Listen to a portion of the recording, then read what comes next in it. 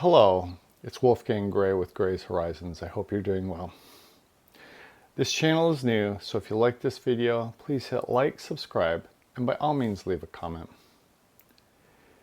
Tariffs were once a tool for independence. Now, they seem to have become a tantrum tax. What once was protection has become the illusion of protection. In 2025, the U.S. imposed a 35% tariff on Canadian goods, 50% on Brazil, 25% on India, and reimposed a 55% effective rate on China. The average U.S. tariff rate is now 22.5%, the highest since 1909. But here's the part no one tells you. Tariffs are a tax. They raise prices at the register, not at the port. Every new rate is a silent invoice to the citizen. When McKinley championed tariffs in the late 1800s, the U.S. had no income tax, no VAT, no capital gains. Tariffs were the federal funding mechanism. Today, they're just one more layer in a system that already bleeds you dry. Sovereignty isn't built by stacking taxes. It's built by replacing dependencies. This does neither. According to the Budget Lab at Yale, the average household cost increased from the 2025 tariffs is $3,800 a year. Tariffs now make up 5% of federal revenue.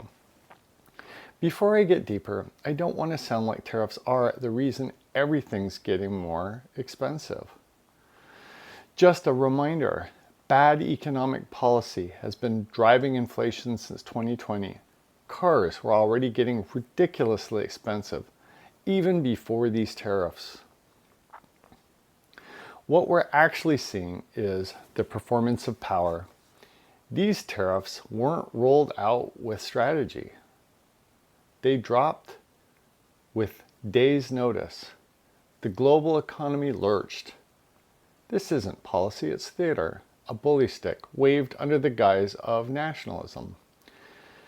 In a globalized world, these moves ricochet, supply chains fracture, costs spike, nations retaliate, and the citizen, once again, pays the bill. It's not that tariffs don't work. It's that they're being used like grenades instead of scalpels. This wasn't about keeping jobs, it was about keeping control. As BRICs and others claw at the pillars of American dominance. And while the show plays on, the real crisis unfolds beneath it. The dependency spiral. Supporters claim these tariffs will bring jobs home, reshore supply chains, revive industry. But where's the off-ramp from global dependence? Where are the incentives to build, not just to punish? Real independence takes more than import fees. It takes investment in domestic infrastructure, time to scale, and a break from just-in-time addiction. We're not decoupling, we're just adding friction.